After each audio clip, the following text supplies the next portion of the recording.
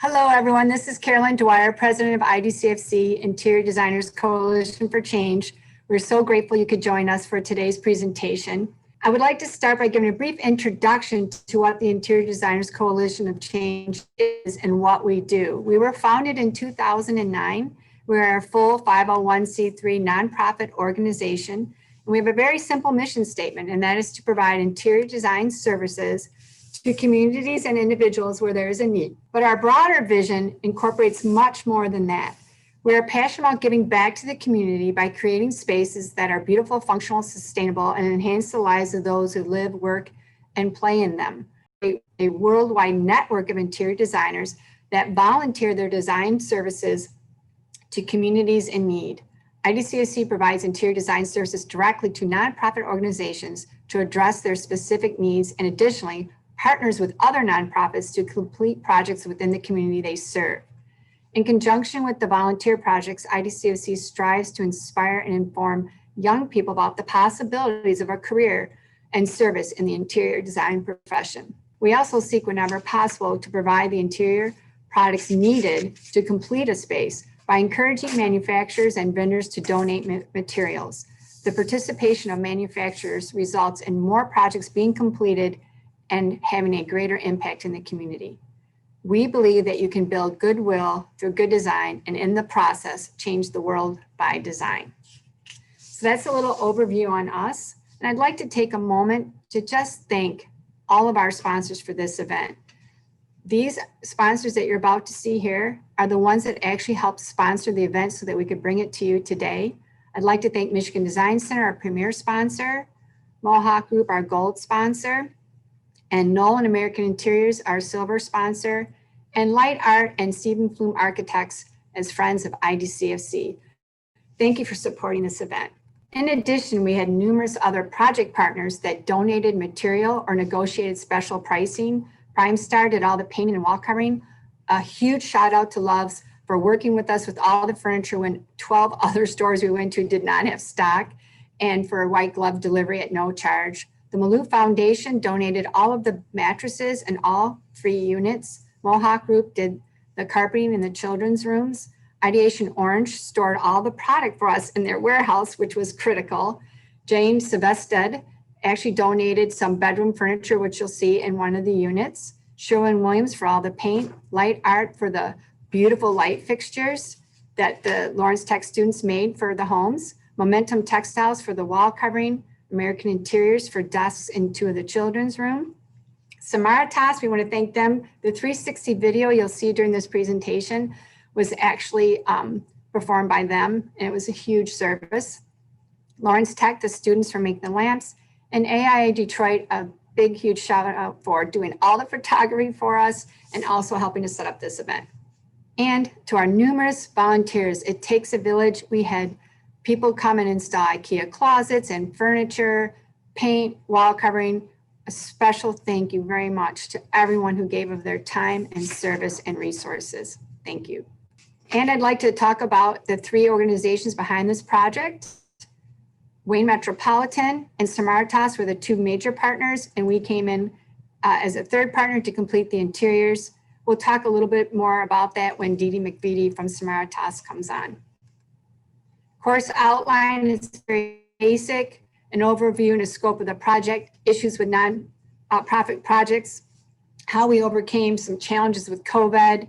We'll discuss the design process for the exterior with Steve Flum, the architect, and then we'll do virtual walkthroughs of all 3 homes, and each designer will tell you a little bit about their vision and what their challenges were as well.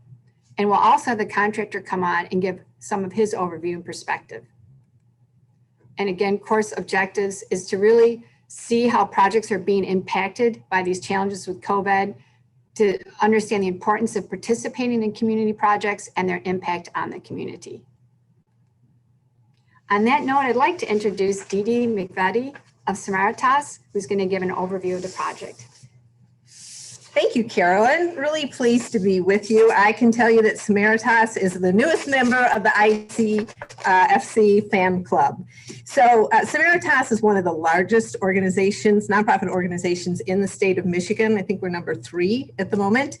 And what we do is provide services for, last year it was only over 20,000 people, and all of those services are really kind of built around home and what that means. So that can mean foster care, adoption. It can mean transitional housing for women who are coming out of either human trafficking, homelessness. We have a center for homeless families.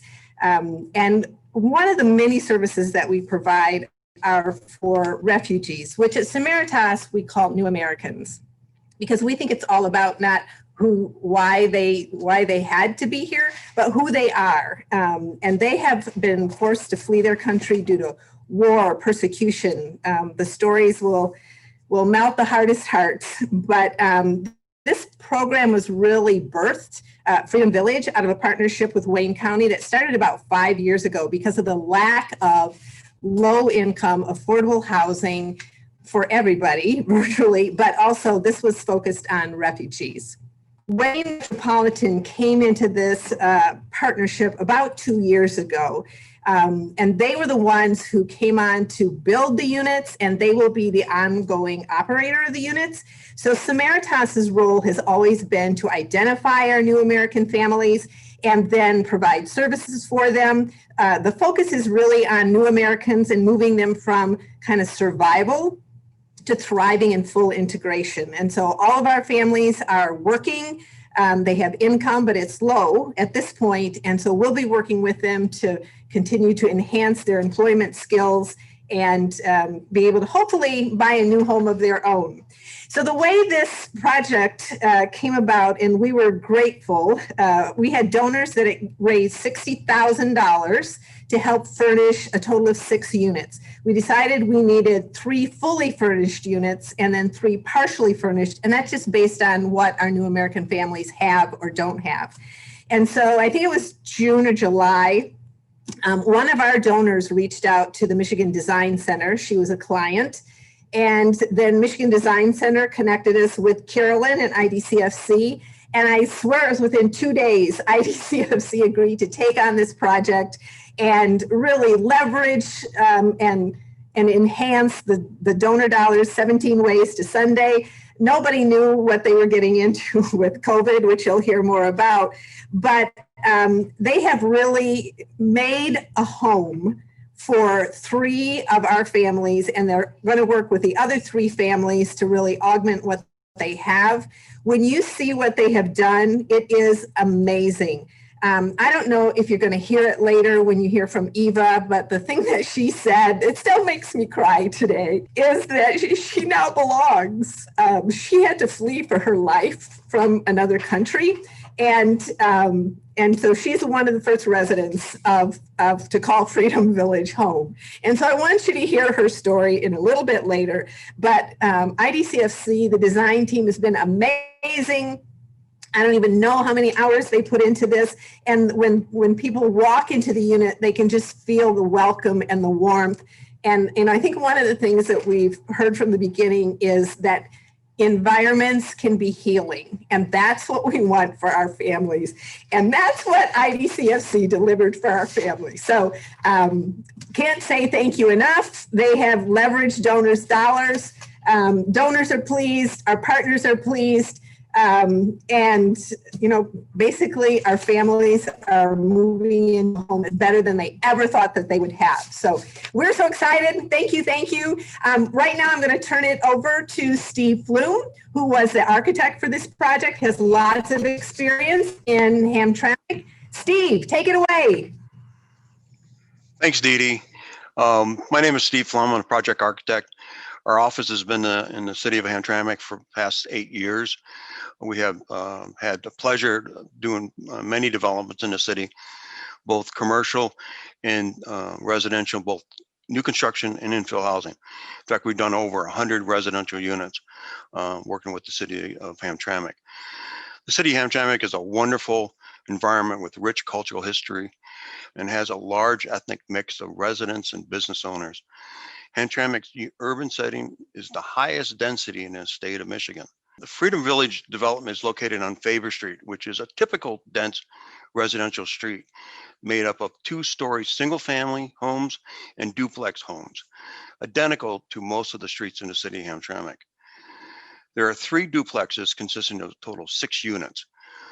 One of the challenges we had in the pre-construction phase was that we needed to obtain a variance on the city's requirements on garages, which we did get. The ordinance requires that all new single-family and 2-family dwelling units shall have a 2-car garage on the same lot. In our development, our programming for our development, we really had no need for garages. So we offered carports, and each fit 3 cars and allowed us to create green space between the carports. And the residents could use the carports as basically outdoor pavilions, which are open on all 4 sides. So it was a good solution. The city liked it, and we moved forward. We created a ramp up between the units to get to the rear of the building, so we don't have those unsightly ramp conditions. The exterior rendering, each duplex has 2 flats, 1 unit over another, which is typical to the city. Each one has their private entry on the front and a common entry exit in the rear.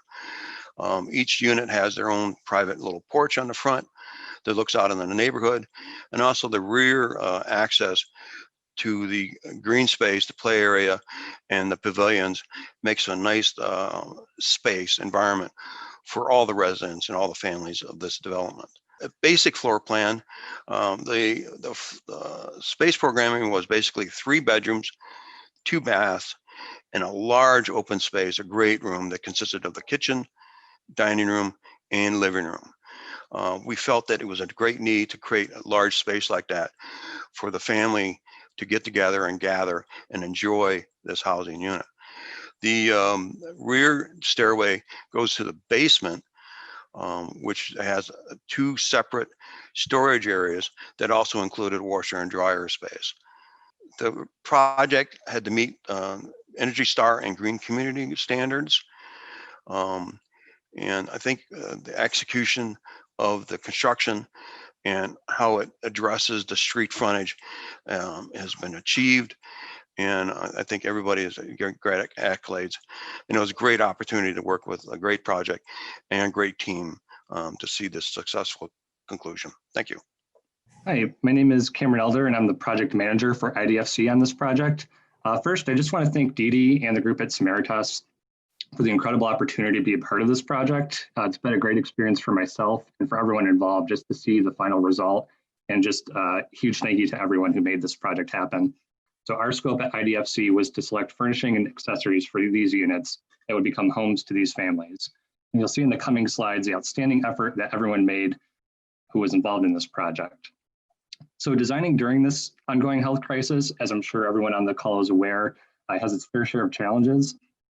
And through an inspiring collective effort, we were able to achieve what we believe to be a great end result. Typically, when we're working on a project, we'd have an opportunity to kind of interview, sit down with our clients. So we spent extensive time with DeeDee and the group at Samaritas to understand the unique needs of each of these families, what their experiences are, where they're coming from. And as designers, that background is really critical for us to make appropriate decisions based on, functionality, aesthetics of the home, and also trying to stay within the prescribed project budget by leveraging relationships with our project partners. So as mentioned earlier, product inventory was a huge hurdle for us. We went to numerous stores in the Detroit area. We selected the same piece a few different times, ran into delivery issues and all sorts of things. But everyone did a great job to kind of take pieces from various vendors and manufacturers and create a cohesive design experience in each of the homes. Now, there were also challenges related to construction and material availability, which you'll hear about later. But one example was that the kitchen cabinetry was not available in the original specified colorway. Our team decided to paint the back wall and change some finishes on some pre-selected furniture to kind of tie everything in. So it was really this ability to pivot on design decisions at a moment's notice. I just want to introduce the design team really quick. So we have Dwayne Adel, Carolyn Dwyer, Beth Bernanke, and myself. And now I'll turn it over to Dwayne Adel to talk about the design of the first unit. So again, my name is Dwayne Adel. I'm a fellow with ASID and a member of AIA. And I own Comprehensive Design Group, architectural firm in Royal Oak. And I was the lead designer on Unit 1. We're going to start off with the conceptual floor plan. This was pretty common to all 3 units. There was slight variations depending on which floor we were on, and each designer will talk a little bit about their unit. But in basics, as the architect described, we had one large living space, which encompassed the kitchen, dining, and living room. And then we had 3 bedrooms and 2 full bathrooms. Some of the challenges were getting all the functions we wanted to get into in a small footprint and make it seem spacious and inviting to the family. So one of the things that we thought about is if you're in the kitchen and you're working, how do you use that dining room table as an alternate surface while you're prepping a meal, and then have the family around it during the meal time, and still keep it open and inviting to the living room so that the parents can keep watch on the kids playing. In today's environment, how do you set up for possible Zoom or Skype or virtual learning? So as you'll see, we have the sectional sofa and chair kind of centered around the TV, but it's pulled forward so that we have a zone between the front windows and the back of the sofa that can be an alternate space of some type. In the bedrooms, we have 3 configurations. We have 2 bedrooms for the kids. Each family unit is going to be set up a little differently. So we wanted flexibility. Bedroom 3 has bunk beds and a desk. We felt it important that the kids had a place outside of the family areas to maybe concentrate, do homework. Again, if they have a laptop and several kids are on virtual learning at the same time, they can kind of go into their bedroom as an option. Bedroom 2 has a full bed and a desk and a chair. The same scenario, some families have a grandmother or an aunt maybe living with them, or an older child, or if you have 2 smaller kids, they can share the full bed. And then the master bedroom, we have a queen bed with 1 or 2 nightstands and a tall dresser. One of the challenges we had with each of the units of the bedrooms was storage. They have great storage space in the basement, but within the bedroom, there wasn't room for a lot of dressers and storage. So what we did is provided closet units through Ikea with drawers and hanging space that you won't see on this floor plan. So each designer for their unit took the basic floor plan, and you'll see that they interpreted it in their own style so that we had the same unit or the same space planning, but each family felt like it was their individual space versus just cookie cutter or stamping into all 3 units. So we each kind of picked an inspiration, images or ideas to keep us motivated and started. One of our challenges was because of the sensitivity of a lot of the families that we're designing for, we didn't actually get to meet the families in the design process. So we relied heavily on a lot of Zoom and Skype meetings with Samaritas and Wayne Metro and a large group of people that know these families. And one of the inspirations for me was they talked about color and pattern and warmth and vibrancy. So my inspiration, as you see from some of the images, was just how do you interpret that into a living space for these families? So we're going to go through a 360 walkthrough of the unit, and there'll be a little bit of a lag on your end, but we'll go through and see how we do this. So as we walk in, you'll see this is the kind of the living room and the space behind the sofa, the kitchen. You can see how it's one big large open space. As we walked back, we felt mirrors and color were important in our units. We'll zip into the the main bathroom. You can see it's a nice size. They provided a pocket door, which is convenient for the families so that you can have multiple people using the space at the same time.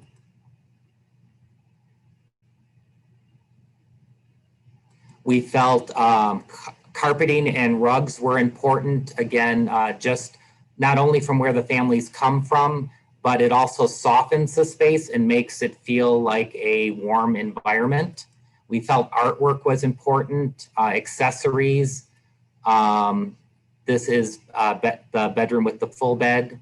Here you can see kind of the closet unit, how we provided drawers and shelves and hanging.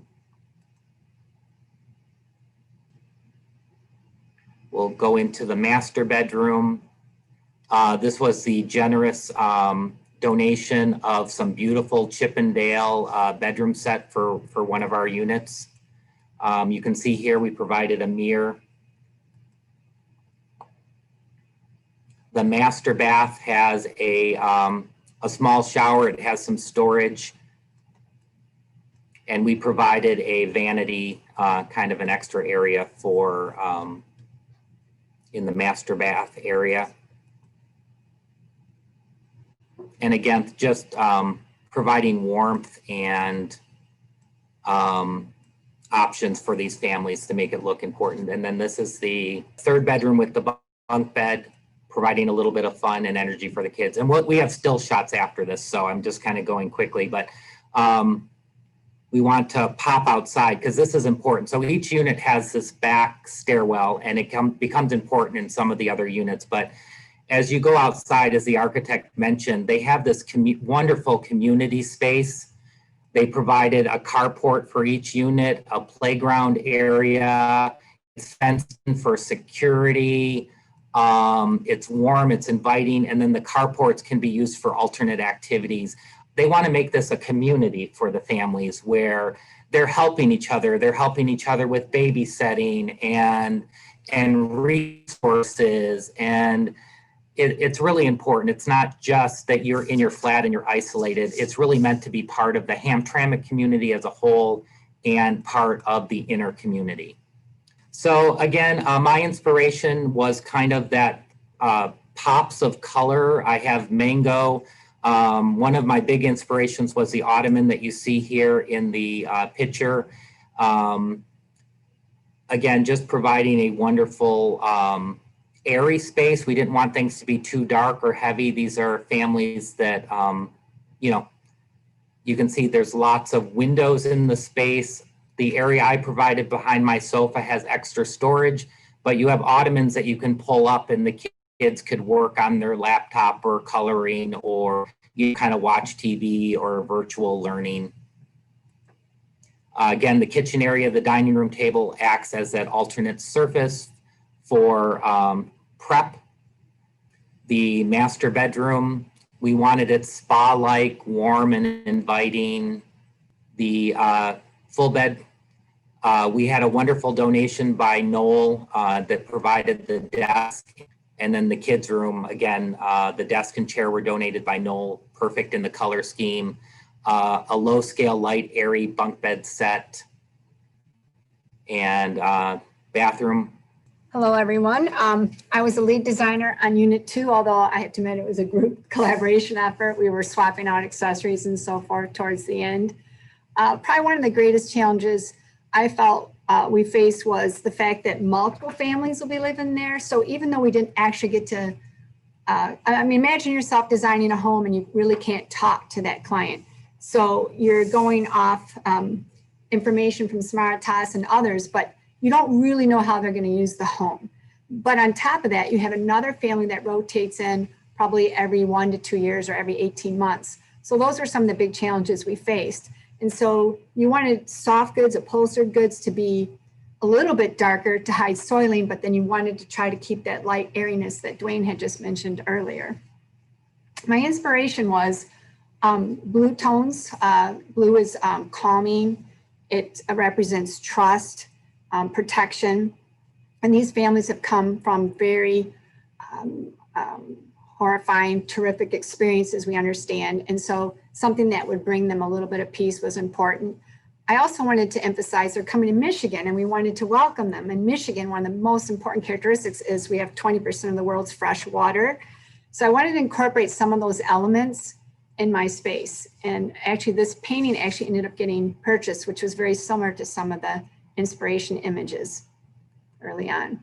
I will also do a walkthrough. We're just going to focus on the living room and kitchen in mine, and there will be a little bit of lag time. So again, you're going to see a lot of those blue tones. This area here, I did quite a bit of storage. There'll be a 4-year-old I found out towards the end in the space, and toys. It's nice to keep the toys off this area here. And so I have lots of baskets, and this is a 52-inch ottoman again for storage. Because my unit, I'm going to take it over here, behind the kitchen wall is the stairway. So I lost the beautiful pantry space that the first floor units have. So storage was a little bit more critical in my unit. So you're seeing a lot of the colors, some caramels, some blues, some light greens, the movement of the water through the chair. I don't know how well you can see the rug, but it actually looks like waves swirling, very, very subtle in taupes and grays. Again, warm, inviting colors. The kitchen we talked about, if you look at this, they look kind of just like a off-white or a white cabinet. They're actually a deep French vanilla. White was not available. They had to wait 6 months to get white. So the contractor made the decision to go with the French vanilla. And we had kind of anticipated the original spec of white. So how we adjusted for that, it's a little trick we learned in architecture school. We painted the wall like a different color to add a little blue to offset some of that really yellow, so that the finish looks very similar to the entertainment center, but they're actually very different in color in real life. But that green helped offset that tremendously for us. And my front doors actually leads to the porch. So where they actually come in is 2 ways. Through here is a door. Bring that up a little bit. This would be from the front entrance. And then they also can come in the back where the carports were. It's a little bit different. So I didn't have this half wall here, so I had a little bit more space there. This entertainment center will look like the unit you just saw. The 2 pillars, again, delivery challenges were not able to come in, and then that will fill that surface. So I had the opportunity to have a mudroom because of the stairs underneath coming in. You have quite a bit of space, so we were able to put some seating in there, somewhere to store shoes, hang some clothes. This unit from Ikea was really handy and very sturdy. I think it'll handle a lot of use. This is the living room here. It's a little bit better shot. You kind of see a little bit of better sense of what's going on. This piece actually has reflective particles in it, and I tried to pick that up in some of the other elements that'll eventually go into the 2 piers. And then this ottoman, something they can actually put their feet on and not worry about soiling, chose colors and fabrics that would hold up in those instances. And again, this is that area kind of critical for children's storage and items like that, since they don't have that pantry. And the kitchen, we had a little challenge. There was a space between, normally you might have a window, but in this we had wall. So all of us creatively kind of answered how to fill that space and kind of bring those cabinets together so that it's more unified. This is the master suite. Again, Dwayne had mentioned we were going for that just something calming and relaxing. So you're going to see some taupes and warm grays and light blues and greens and teals just to create a sense of peace. I found out originally I thought I was going to have a grandma, a senior in this room, and it turned out I have a 14-year-old boy. So I made some changes at the last minute because I didn't think the boy would appreciate the floral bedspread. So I did switch that out a little bit, and we did the desk again here so that they have a surface to work on. We felt that was more critical, especially for teenagers. And in the closet, all 6 units do have the IKEA closets, which helped tremendously offset some of that space. So I have 2 little girls, a 4-year-old and 11-year-old here in the bunk bed. I went with a little more substantial frame because one of the requests was for some of the units, if the beds could be separated. This unit can actually be separated and you have 2 full twin beds, or you could have just one and take one in the basement depending on who's in the room. So I went with this unit here. And then again, you see a desk and a little file cabinet there and a nightstand. This is the full bath. We added some seating here to help babe when she's with the little one. And we didn't have a linen closet actually in the full bath, just the master bath has a built-in linen closet. So we wanted to make sure there was additional storage for towels. So you see the baskets and the bench in that way. So I would like to now introduce Beth. She did Unit 3. Hi everyone, my name is Beth Bernanke. I am the designer along with Cameron assisted in this third unit. I am a recent graduate. I graduated in May from LTU interior architecture program. So I was excited to jump into this kind of first project I've really done on my own since graduating. So I'm really excited to get to share this today. Cameron and I worked together on this unit, and some of our inspiration photos are shared on the screen here. DeeDee had mentioned that many of these families had come from their original countries where they were wealthy, they had a lot of their own belongings, but when they came to the United States, they were living in homeless shelters, they didn't really have a place to call their own. So we wanted to create a space for them that really felt homey, inviting, have some great natural textures, and make sure that they felt like they were able to make their space their own as well. So we stuck with a very natural color palette, a little bit lighter to keep it nice and bright, and a little bit of blues mixed in as well, with some color theory of blues being very relaxing for them to be able to make their space feel like their own. And I also have a 360 walkthrough here. I apologize for any lagging in the beginning. I'll just show this big open living space. So you can see we decided to do a little bit of a lighter color palette to make the space feel open and bright. These gorgeous windows here allow a lot of light in, so that helps with that as well.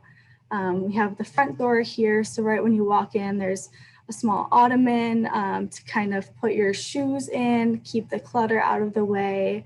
We have the main living space here with a supplemented desk behind for those children who could be living here that are doing virtual learning. They can, if there's not room at the table, they can sit back here, eat their cereal and watch morning cartoons. And then throughout the day, they can sit there for their Zoom virtual learning. And then we have the kitchen and dining side over here. One of the challenges that Cameron and I faced is our unit being the ADA unit. So we needed to keep an account at the back of our minds the clearances for someone possibly being in a wheelchair or a walker, someone older or with other disabilities coming in. So we had to be cognizant of the spaces they're going to be able to walk through here, these aisleways, eliminating some of the other ottoman furniture that were able to be put in the other units. We also have kind of some aesthetic challenges with the cabinets being lower, having the space here for a wheelchair to pull up to the sink. And you'll see some of the other ADA pieces in the other pictures coming up. So here's a shot of the living space. Like Carolyn mentioned, we did have the issue of the French vanilla cabinets. Originally they were white specs, so we picked out some white furniture, but we also chose a color, and you can see the back here to kind of address the color there, but we did have other white furniture you're gonna see in the space as well. And the elimination of the ottoman here, just to make sure there's a space for someone in a wheelchair to kind of do their turn radius here, or just pull up and join the group. Here you're seeing that desk behind the couch there, the sofa, and also could be a little play area with some other smaller ottomans back there for any little ones living in the space. In the kitchen here, we chose a table with the legs inset a little bit. So if someone was in a wheelchair, they could pull up right here and move one of the chairs out of the way. This is the master bedroom. keeping it nice, light and airy, and welcoming, really natural. You can see in the corner here, this is one of the beautiful lamps the LTU students made and donated from LightArt. This is the second bedroom that we could possibly have a grandmother with mobility issues here. So this would be her room, a little bit more mature, but also could be transitioned into a children's room for a family that may move in later on. This is the third bedroom here with the bunk beds and again, a desk for any children that would be living with this family as well. And then here's two images of both of the bathrooms. On the left is the master bathroom. That would be the ADA unit. So they actually had the elimination of the linen closet. So we were able to provide some storage in there on the adjacent wall that you can't see in the picture. And then on the right side, that would just be the main bathroom. It's similar to the first unit you saw that Dwayne showed. It has that pocket door, so multiple people could be using the bathroom functionalities at the same time. And now I'd like to introduce Dan Garya. Hi, good afternoon, everybody. I'm general contractor. We are a DMC construction. We do a lot of new construction commercial projects. We do rehab projects in whole Wayne County. We have done more than 100 residential units rehabbed in Detroit area or in Wayne County area. And we got this opportunity last year in September 24. We started on this project along with Wayne Metro, Politan Community Action Agency. They brought this project on us with us, and we say, yeah, we can finish this project. So we started working on September 2019, and we were working really good. Project was rocking, I would say, and by February end, we were at a rough stage. We had finished all rough work on project, and we were ready for the inspection. And here we even though had scheduled the inspection, and we got challenged about COVID-19. So we got governor executive letter in March 24 to stop the work. City stopped, inspector didn't show up in March, so we had to literally wait for a couple months before they reopened and they can inspect and we can continue working on it. In about May, mid of May, they inspected. We got a rough inspection through. Meanwhile, I had a COVID-19. I was positive.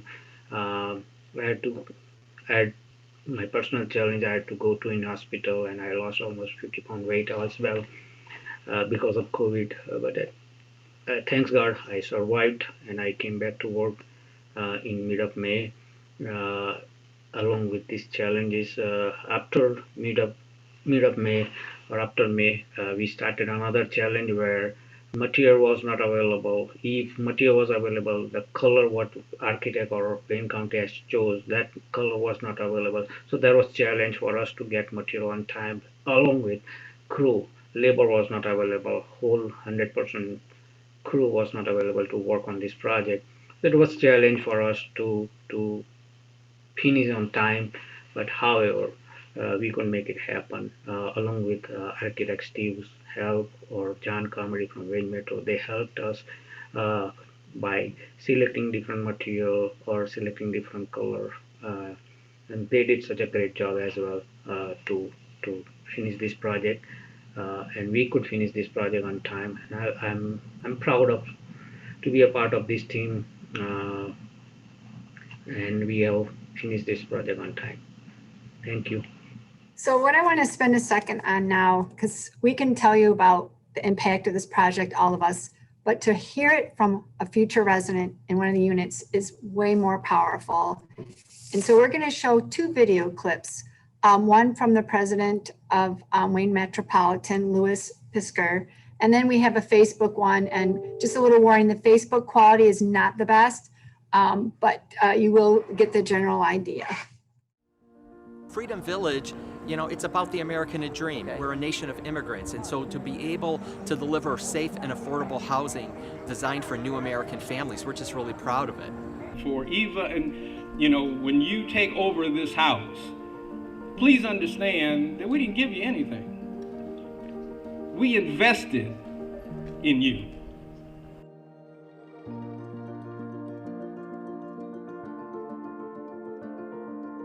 My background from back in my country, South Africa, I had my own businesses. So I had a trucking business, I had properties, I had a travel business. So having to lose everything just like that to people not wanting your life, that's just too painful to even think about. And then you come here and have to pick up the pieces, live in a shelter, something that you've never done in your life. You've never even thought that you'd ever do that. And then coming here, getting this kind of housing where you feel like, oh, I'm back home. I'm back to where I come from.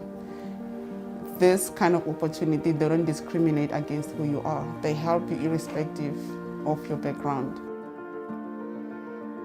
They help you because they have chosen to work with refugees and make them feel welcome, help resettle them into a foreign country, the place that we now call our home. This means a lot to me. This is a 1 in a million opportunity. So to hear from Eva, I think really brings home why we do these types of things, the impact they have on the community, and why they're important. So I'd like to pose some questions to the audience, as all of you are members of either IIDA, AIA Detroit, or ASID Michigan, and some of our IDCFC members as well. What is the importance of community design? Why should we participate in community projects? And how can we work together as organizations and leverage that to do more in the community? So I challenge each and every one of you to think about those things, because one of the things that we're looking to do, Carla Wolf, the president of IIDA, suggested maybe we do some type of town hall forum virtually where we come together as organizations and we consistently do a certain number of projects a year and work together, because together we can leverage our resources and we can do a lot more and have a greater impact and really bring home what our industry means to the community in terms of design, functional, sustainable design, and green sustainable design. So that's something I would like all of you to do, and look for us to send out an invite in the coming months to have this forum and really have this discussion that I think can be life-altering for all of us. So that's the coming together of 4 powerful organizations that mean a lot to our industry, but we want to mean a lot to the community too. So think about those ways in which we can contribute at a higher level than we've ever done before. And with the needs of COVID, I would propose to you that those needs are even higher than they've ever been in our community. All right, well, on that note, we would love to thank everyone again for your participation. Please visit our IDCFC website. There's a volunteer form, you can sign up, we'd love to have you. And there's more information with the websites of the 2 other organizations as well, Wayne Metropolitan and Samaritas. Thank you everyone again, and we appreciate your participation in today's event. Thank you.